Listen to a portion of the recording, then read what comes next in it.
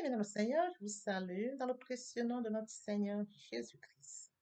De la bienvenue sur cette chaîne, l'unique véritable Dieu, où je partage la parole vivante, la parole efficace, la parole créative, celle qui était au commencement. Au commencement était la parole. La parole était avec Dieu, la parole était. Je souhaiterais aider chacun de nous à se rapprocher de Dieu afin de développer une relation d'intimité avec Dieu. Et oui, bien, mes frères et sœurs en Christ, connecter l'univers véritable Dieu, c'est de s'édifier via la parole. Il est écrit dans Matthieu 4, l'homme ne vivra pas seulement de pain, mais de toute parole qui sort de la bouche de l'Éternel. Connecter l'univers véritable Dieu, c'est de partager. Je connecte cette chaîne pour partager la parole de Dieu. Et je vous prie, bien mes frères et sœurs, après vous être édifiés, de partager autour de vous afin d'aider à l'éducation des autres. Connecter le véritable Dieu, bien mes frères et sœurs en Christ, c'est de grandir spirituellement. Deux possibilités s'offrent à vous. La première, c'est de s'abonner via YouTube sur l'Unique Véritable Dieu ou encore sur Facebook, Bat Divine Family. De la sorte, vous allez recevoir plus d'enseignements, ce qui vous permettra de grandir spirituellement. Et oui, bien mes frères et sœurs en Christ, grandir spirituellement vous permettra, bien mes frères, de vous rapprocher davantage de votre Dieu.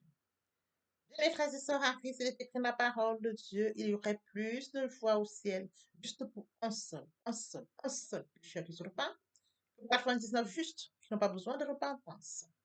Et oui, bien, mes frères et sœurs en Christ, je vous invite donc à vous joindre à moi, afin qu'ensemble nous partagions au maximum la parole de Dieu.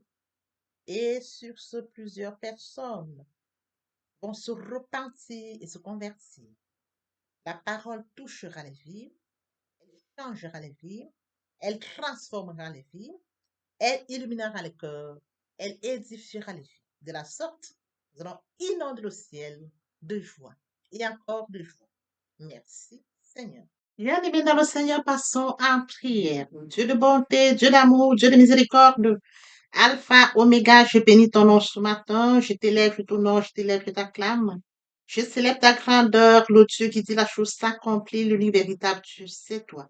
Merci pour ce nouveau matin, pour ce nouveau jour. Merci pour la santé divine, la protection divine, la sécurité divine. Merci pour le souffle de vie. Comptez parmi les vivants, nous sommes infiniment reconnaissants. Esprit Saint, viens sanctifier les lieux. Dresse autour de moi un mur de feu afin d'éloigner toute influence négative qui pourrait nuire à ma prière, à sécurise-la. Conduis-la afin qu'elle parvienne agréablement aux oreilles de mon Dieu. Merci, Saint-Esprit. Père, je te dis merci pour ce moment précieux et précieux où je viens partager la parole qui est au commencement, cette parole qui vit. Oui, Père, que cette parole s'en sémence dans les cœurs, ô Dieu grand, qu'elle porte dans les vies. Le Dieu qui sait le faire, l'honneur, la gloire et l'adoration te reviennent pour les siècles des siècles au nom puissant de Jésus-Christ. Je t'ai pris. Amen. Frères et sœurs en Christ dans le Seigneur, poursuivons par la lecture de Jean 20 à partir du verset 23. Là, il est écrit, ceux à qui vous pardonnerez les péchés, ils leur seront pardonnés, et ceux à qui vous les retiendrez, ils leur seront retenus. Il est bien évidemment écrit dans Luc 23, 34, Jésus dit, Père, pardonne-leur, car ils ne savent pas ce qu'ils font. Ils se partagèrent ses vêtements en tirant au sort. Nous pouvons lire dans Matthieu 6 à partir du verset 12, pardonne nos offenses, comme nous pardonnons aussi à ceux qui nous ont offensés. Ne nous induis pas en tentation, mais délivre-nous du mal, car c'est à toi qu'appartiennent dans tous les siècles le règne, la puissance et la gloire. Si vous pardonnez aux hommes leurs offenses, votre Dieu céleste vous pardonnera aussi. Mais si vous ne pardonnez pas aux hommes, votre Père céleste ne vous pardonnera non plus vos offenses. Permettez-moi d'aborder un point très important, celui de mourir en soi et de naître en Christ. Via la repentance et la conversion, nous étions de leur nombre, loin du Père, loin de la source, loin de notre premier amour. Par la grâce de Dieu, nous sommes repentis et convertis. Qu'en est-il de mon prochain? Créature merveilleuse, admirable, unique, mais loin du Père. Il est écrit dans la parole, mon peuple périt par manque de connaissance. Conscient de ce fait, je vous prie de vous joindre à moi afin qu'ensemble nous partagions la parole. La parole les atteindra. Après s'être édifiés, ils reviendront à leur premier amour via votre canal. Ils vont se repentir et se convertir. De la sorte, nous allons inonder le ciel de joie et encore de joie. Je consacre la deuxième partie de mon enseignement à cela où j'apporte plus de détails pour ce qui est de la repentance et la conversion et je fais suivre la prière. La troisième partie fait suite à la deuxième. Il est question de la nouvelle vie. Les choses anciennes sont passées. Voici toutes choses sont devenues nouvelles. Et oui, frères et sœurs en Christ, permettez-moi de rebondir aux thématiques que nous avions déjà abordées. En début d'année, nous avons parlé de la méditation. Nous êtes allés chercher un Dieu puissant. Nous avons parlé de la méditation. Oui, frères et sœurs en Christ, n'oublions pas que Dieu nous a aimés le premier. Oui, frères et sœurs en Christ, il nous a fait créature merveilleuse, créature admirable, créature unique. Dieu nous a aimés le premier. Il nous a fait créature merveilleuse, admirable, unique.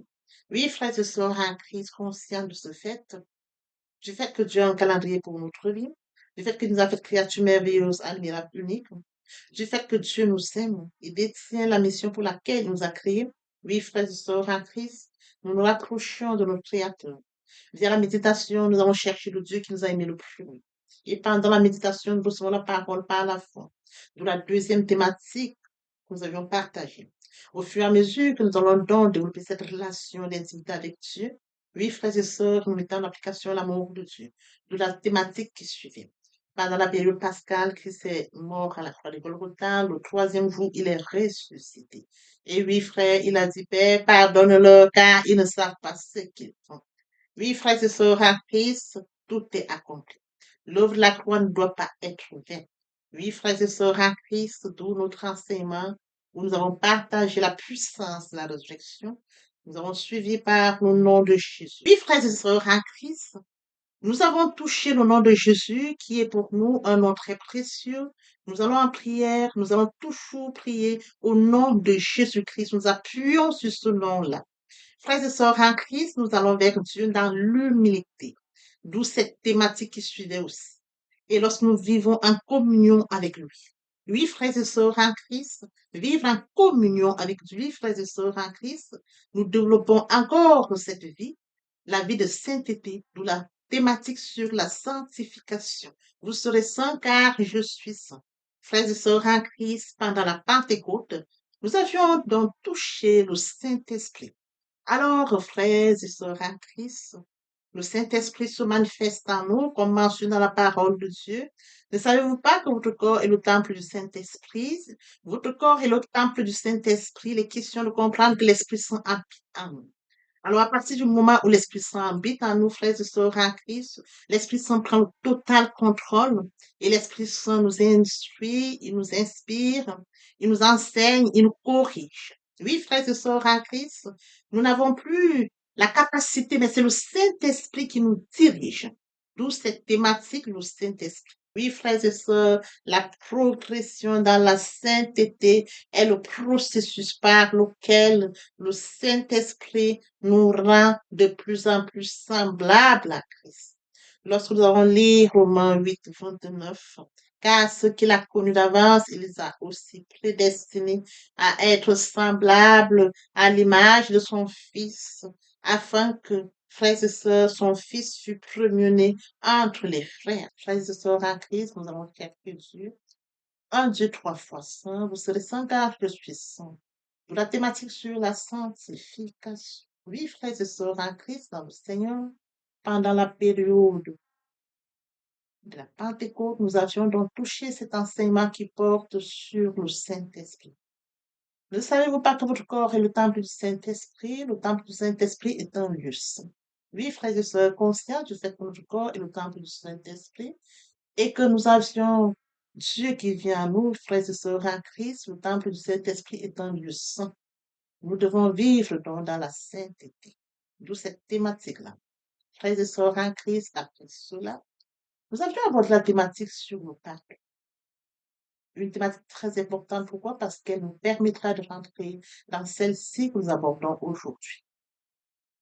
Parce que la parole de Dieu dit, lorsque vous allez devant le Père, si vous allez vous rendre compte que vous avez péché, il faudrait que vous alliez d'abord demander ou alors accorder le pardon à celui ou à celle qui nous a offensés et de venir donc, revenir donc en prière ou alors revenir vers nos pères. Nous avions abordé cette thématique qui portait sur vos parents. Aujourd'hui, donc, frères et sœurs en Christ, en fait, toutes ces thématiques que nous avions abordées, elles seront très utiles. En ce sens que nous allons donc, par notre démarche, comme nous avons connaissance de la parole de Dieu, nous connaissons Dieu, nous l'avons connu au fur et à mesure que nous avons développé cette relation d'intimité via la méditation de sa parole, nous mangeons la parole, nous buvons la parole, nous allons dans l'humilité devant Dieu, oui, frères et sœurs en Christ, nous vivons dans la sainteté, la sanctification le plus longtemps que nous sommes en communion avec lui, frères et sœurs en Christ, la purification intérieure se met en route. Alors, aujourd'hui, nous allons donc parler à ce Dieu trois fois saint. Vous serez saint car je suis saint. Nous allons lui parler, frères et sœurs en Christ, dans l'humilité. Et lorsque nous allons parler à Dieu, il faudrait que nous puissions nous examiner. Ai-je péché? Ai-je offensé? L'importance, frères et sœurs, comme elle est écrite dans Ésaïe 59, ce sont vos fautes qui mettent une barrière entre vous et votre Dieu. Oui, frères et sœurs en Christ, conscients de ce fait, il est très important que nous puissions demander pardon. Nous avons affaire à un Dieu trois fois saint. Nous devons pardonner ceux qui nous ont offensés. Et frères et sœurs en Christ, nous devons bien évidemment demander pardon pour ceux que nous avions offensés afin que notre relation avec Dieu soit maintenue, afin que lorsque nous allions dans le lieu secret, entre dans ta chambre, parle à ton Père qui est dans le lieu secret, le Dieu du lieu secret te répondra. Oui, frères et sœurs en Christ, ce sont nos fautes qui mettent une barrière entre nous et notre Dieu. Donc, il faudrait que nous soyons très attentifs, que nous puissions vivre dans la sainteté et de fuir le péché, pour garder cette relation avec Dieu. Oui, frères et sœurs en Christ, nous allons donc poursuivre aujourd'hui notre enseignement. Oui, frères et sœurs en Christ, nous allons poursuivre notre enseignement intitulé Quiétude. Nous avions déjà commencé cet enseignement depuis les semaines d'avant. Nous avions plongé dans cet enseignement via des exemples bibliques. Aujourd'hui, nous poursuivons toujours dans la même lancée et nous allons essayer de voir, frères et sœurs en Christ, au fur et à mesure, répondre à cette question qui est tu. Lorsqu'on nous pose la question qui es-tu, frères et sœurs en Christ, nous avons souvent tendance à comprendre, c'est-à-dire nous répondons souvent en partant de notre nom, frères et sœurs en Christ. Oui, frères et sœurs en Christ, Dieu regarde au-delà des éléments de l'homme. Dieu regarde différemment de l'homme. Oui, frères et sœurs, lorsque Dieu regarde, il regarde à notre identité spirituelle. Dans la Bible, cette question revient sous différentes formes. Par exemple, qui es-tu devant Dieu? Ou alors, qui es-tu lorsque personne ne te regarde? Ou encore, qui es-tu dans le plan de Dieu? Frères et sœurs en Christ, ce matin, donc, il est question de l'identité qui détermine la destinée. Beaucoup vivent en dessous de leur appel parce qu'ils ne savent pas qu'ils sont en Christ. Ainsi donc, frères et sœurs en Christ, nous allons aborder ce matin un point très important. Qui es-tu aux yeux de Dieu? Cette question nous permettra de pouvoir qui es-tu aux yeux de Dieu? Question importante, question qui permettra de creuser et de permettre que nous puissions apporter des éléments de réponse. Et pour ce faire, frères et sœurs en Christ, nous allons commencer par la lecture de Genèse 1 à partir du verset 26 jusqu'au verset 27. Ce texte nous permettra de poursuivre ou alors de commencer à partir du verset 26. Puis Dieu dit, faisons l'homme à notre image, selon notre ressemblance, et qu'il domine sur les poissons de la mer, sur les oiseaux du ciel, sur le bétail, sur toute la terre, et sur tous les reptiles qui rampent sur la terre. Dieu créa l'homme à son image, et il le créa à l'image de Dieu. Il créa l'homme et la femme. Oui, frères et sœurs en Christ, avant de chercher à savoir qui nous sommes, nous devons d'abord découvrir comment Dieu nous voit. Comment Dieu nous voit? En effet, la plupart des hommes construisent leur identité à partir de ce que les autres disent, ce que les autres pensent d'eux. Oui, frères et sœurs en Christ, Certains se définissent par rapport à leur métier, par rapport à leur diplôme, par rapport à leur richesse, par rapport à leur rang social, par rapport à leur famille, par rapport à leur richesse, frères et sœurs en Christ. Mais la Bible nous enseigne que notre véritable identité commence avec Dieu. Nous avons été créés à l'image et à la ressemblance de Dieu. L'image de Dieu en nous signifie que nous avons été créés pour refléter son caractère, sa sainteté, son amour, sa justice, sa communion. Oui, frères et sœurs, en Christ, une communion avec Dieu. Je voudrais que nous puissions encore regarder cela au travers de cet exemple. Nous avons un artiste qui a devant lui un morceau de bois. Nous avons des gens qui voient simplement, frères et sœurs, en Christ, le morceau de bois. Alors que l'artiste voit la magnifique sculpture qu'on pourra travailler du bois pour l'obtenir. Voyez-vous, je reprends. Nous avons un artiste qui a devant lui un morceau de bois. Les hommes vont regarder le morceau de bois qui est placé devant l'artiste. L'artiste, lui, va regarder comment il pourra travailler ce bois, frères et sœurs en Christ, pour donner une magnifique sculpture. Alors l'artiste voit le bois comme une magnifique structure. Il regarde le bois au-delà du regard des hommes. Ainsi, frères et sœurs en Christ, il est question de comprendre que lorsque Dieu nous regarde, il ne voit pas seulement ce que nous sommes aujourd'hui, il regarde l'avenir qu'il met en nous. Il regarde ce que nous serons demain. Il regarde la personne qui sera demain. Bien, mes frères et sœurs en Christ dans le Seigneur, poursuivons par la lecture de Jérémie 1, verset 5. Là, il est écrit. Avant que je ne t'eusse formé du ventre de ta mère, je te connaissais. Avant que tu fusses sorti de ton sang, je t'avais consacré. Je t'avais établi prophète des nations.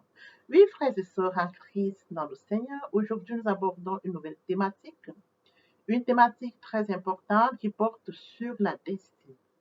Le point qui retient notre attention ce matin, frères et sœurs en Christ, sa signification. Alors, comme mentionné, frères et sœurs, dans Jérémie 1,5, avant que je ne fusse formé du ventre de ta mère, je te connaissais.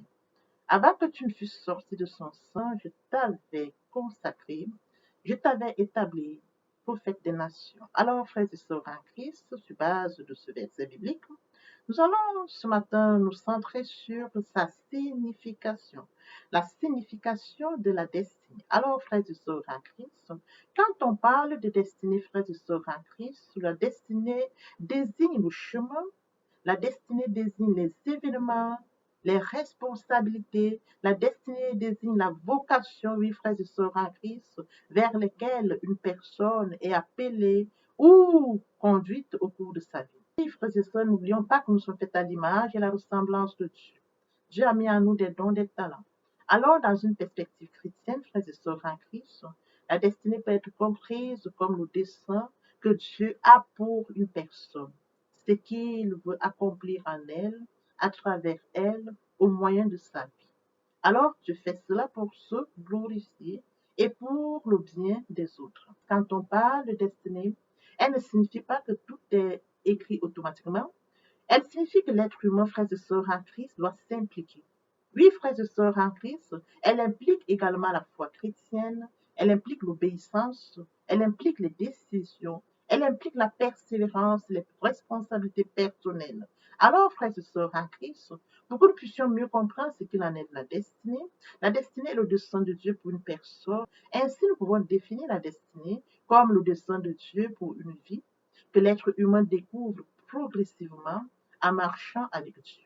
Et oui, frères et sœurs en Christ, lorsque nous marchons avec Dieu, nous devons obéir à Dieu en mettant en pratique les dons, frères et sœurs en Christ, au service de son œuvre. Parce que Dieu met en nous les dons et nous devons, frères et sœurs en Christ, utiliser ces dons au service de l'œuvre de Dieu.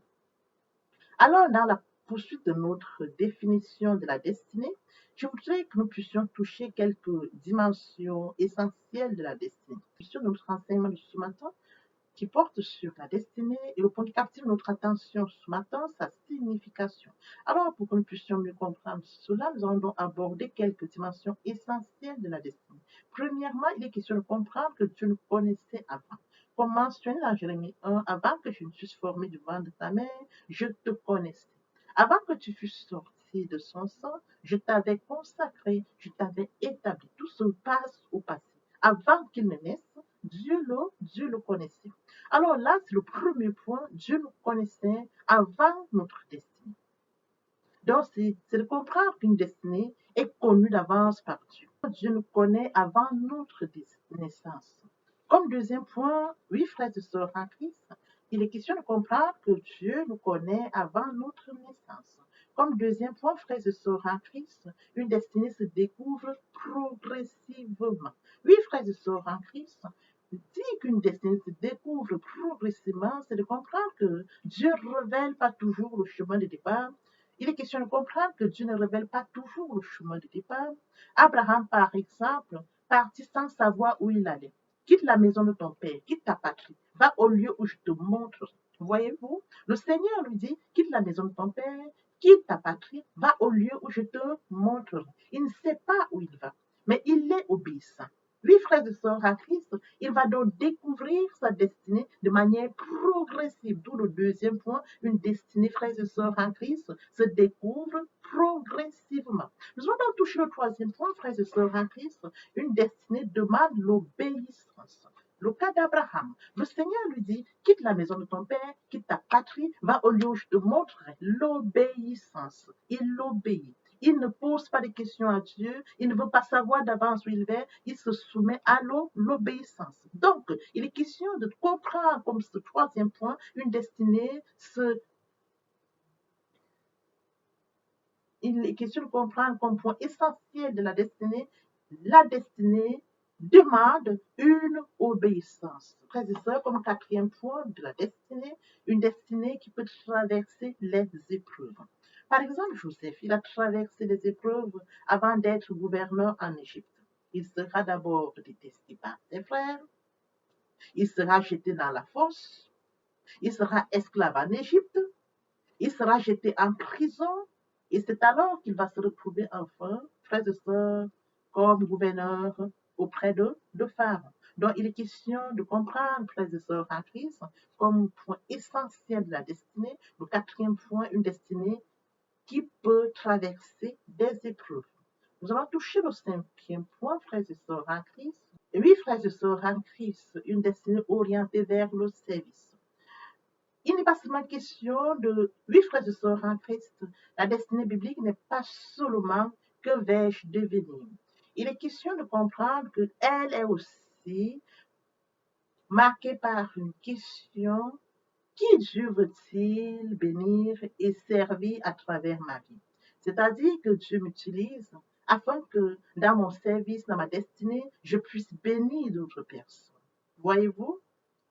Dans ma destinée, je pourrais être une source de bénédiction pour plusieurs personnes. Dans ma destinée, je pourrais servir, bien évidemment, pour d'autres personnes. Donc, il est question de comprendre que Dieu, qui Dieu veut-il que je puisse bénir et servir à travers ma vie? Donc, je vais servir des personnes durant mon parcours. Je vais bien évidemment bénir, je serai une source de bénédiction durant mon parcours. Alors, frères et sœurs en Christ, nous pouvons comprendre par là que la destinée n'est pas simplement ce que nous voulons devenir. La destinée, c'est ce que Dieu veut accomplir dans notre vie lorsque nous lui soumettons notre volonté. La destinée est le dessein de Dieu pour notre vie que nous découvrons et accomplissons progressivement par la foi, par l'obéissance, par la persévérance tout au long de notre vie. Là, nous avions apporté une explication claire pour ce qui est de la destinée. Nous comprenons que notre destinée n'est pas entre nos mains, notre destinée est celle que Dieu a préparée d'avance pour nous. Notre destinée, frères et sœurs en Christ, est celle que Dieu a préparée pour nous et non ce que nous croyons l'être. Oui, frères et sœurs en Christ, comme mentionné lors de notre enseignement de ce matin, notre destinée, et le point qui a captivé notre attention ce matin, sa signification. Avant que tu fusses formé devant ta mère, je te connaissais. Avant que tu fusses sorti de ton sang, je t'avais consacré, je t'avais établi prophète des nations. Papa, je t'aime. Papa, je t'aime. Oh, papa, je t'aime. Tu es mon papa. Papa, je t'aime. Papa, je t'aime. Papa, je t'aime. Tu es. Question pour nous d'acter la foi. Il est question pour nous de comprendre, comme le point précédent, de manifester le surnaturel. Naturel, la foi joue un rôle très important. Nous allons acter notre foi. Comme mentionné, la foi est une ferme assurance des choses qu'on espère. C'est-à-dire, la chose ne s'est pas encore réalisée. Elle ne s'est pas encore manifestée. La chose est encore dans l'invisible. Elle est encore dans le surnaturel. Il faut que la chose se manifeste dans le naturel. D'où la foi. Voyez-vous? Oh, la foi est une ferme assurance des choses qu'on espère, une démonstration de ce qu'on voit. Il faudrait qu'elle se démontre du surnaturel dans le naturel.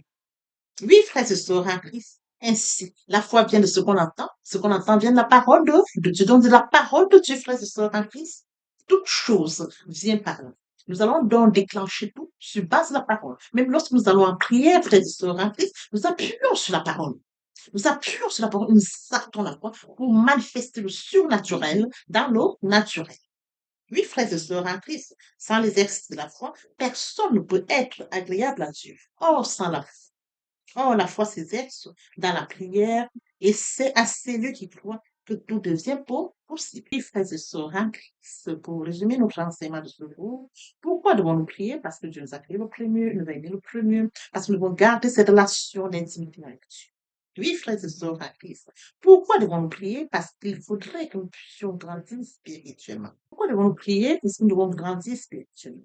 Pourquoi devons-nous prier? Parce que nous devons rencontrer Dieu. Pourquoi devons-nous prier? Parce qu'il faudrait, frères et sœurs en Christ, exercer notre foi. Voyez-vous, ces points sont très importants en ce sens.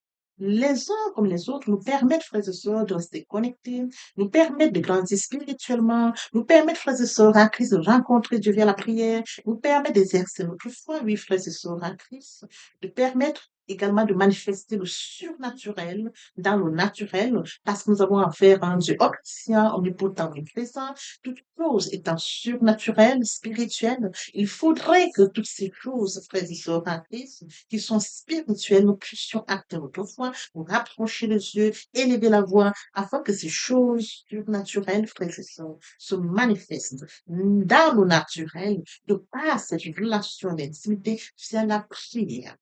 Ah, je t'aime, papa, je t'aime, oh, papa, je t'aime. Tu es mon papa. Ah, je t'aime, papa, je t'aime. Oh, papa, je t'aime. La prière est aussi un moyen de communication. Elle nous met en ligne directe avec le Créateur de l'univers. Quand tu pries, entre dans ta chambre, ferme ta porte et prie ton Père qui est là dans le secret. Ton Père qui te voit dans le secret te le prendra. Papa, je t'aime. Papa, je t'aime. Oh, papa, je t'aime. Tu es mon papa. Papa, je t'aime. Papa, je t'aime. Oh, papa, je t'aime. Tu es. Voici, nous allons poursuivre les deuxième et troisième partie de notre enseignement. Partie riche importante pour compléter cette première pour notre édification. Sur ce, je vous prie dans l'oreille pour la. Papa, je t'aime. Papa, je t'aime. Oh, papa, je t'aime. Tu es mon papa. Papa, je t'aime. Papa, je t'aime. Oh, papa, je t'aime. Tu es mon bien-aimé et mon Dieu. Et mon Dieu. Et mon Dieu. Oui, bien mes frères et sœurs en Christ, le moment est venu pour nous de poursuivre avec les deuxième et troisième parties de notre enseignement.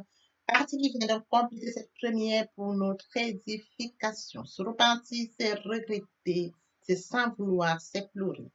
La repentance est un changement d'attitude, se détourner de son mal pour se tourner vers Dieu. Venez, plaidons, dit le Seigneur, si vos péchés sont comme le cramoisi, ils deviendront blancs comme la neige. S'ils sont comme la poupe, ils deviendront comme la laine. Se convertir, c'est le fait de déplacer le centre de gravité de ma vie ancienne vers mon Dieu. Se convertir, c'est de croire en Jésus-Christ. En un mot, nous pouvons dire que la conversion accompagne la repentance. Lorsque les cœurs se convertissent, le voile est ôté. Or, le Seigneur, c'est l'Esprit. là où est l'Esprit du Seigneur, là est la liberté. Pour toutes les personnes qui ne se sont pas encore engagées à suivre le Seigneur, pour ceux qui se sont engagés, et qui auraient, pour ceux qui se sont engagés, et qui auraient abandonné quelque raison que ce soit, le moment est venu pour nous, bien mes frères et sœurs en Christ, de passer en prière via cette chanson. Miséricorde insondable, Dieu peut-il tout pardonner? Absoudra coupable et mes péchés oubliés. Jésus, je viens à toi, tel que je suis, je viens à toi. Jésus, je viens à toi, tel que je suis, papa. Ah, répétez après moi la prière, Seigneur Jésus. Je m'engage à te suivre tes souffles.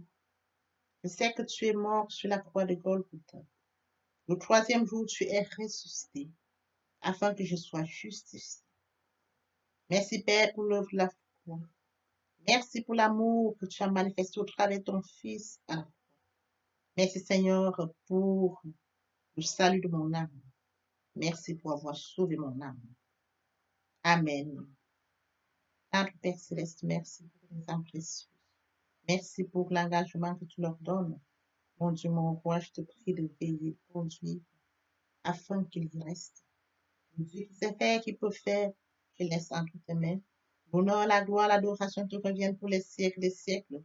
Au nom puissant de Jésus-Christ, je t'ai prié. Amen. Oui, bien, mes frères et sœurs en Christ dans le Seigneur, après s'être sincèrement repenti et converti, il faut y rester, il faut y demeurer. Comment le faire? Premièrement, invoquer le Saint-Esprit. L'Esprit Saint prendra contrôle durant la méditation. Poursuivra la lecture du verset ou du texte qui servira d'appui durant la méditation. Matthieu 4, 4, l'homme ne vivra pas seulement de pain, mais de toute parole qui sort de la bouche de l'Éternel. Méditer la parole, c'est l'approfondir, c'est la mûrir, c'est aller en réflexion profonde. Ce livre de la loi ne s'éloigne point de toi. Médite-le jour et nuit. C'est alors que tu auras du succès dans tes entreprises. C'est alors que tu réussiras. Eh bien, mes frères et sœurs en Christ, après avoir médité la parole, nous devons recevoir la parole.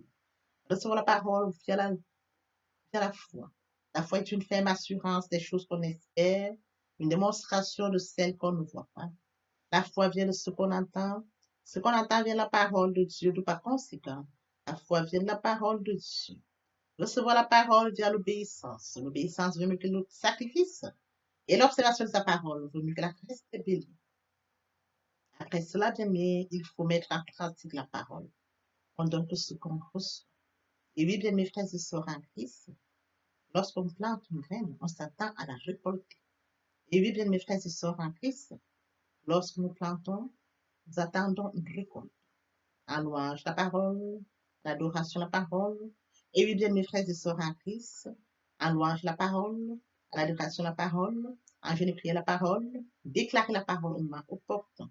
Nous observons toutes ces étapes, nous verrons que nous allons grandir spirituellement en gardant une relation d'intimité avec Dieu. Que l'Éternel Dieu vous bénisse ainsi que vos familles respectives. À très bientôt. Amen.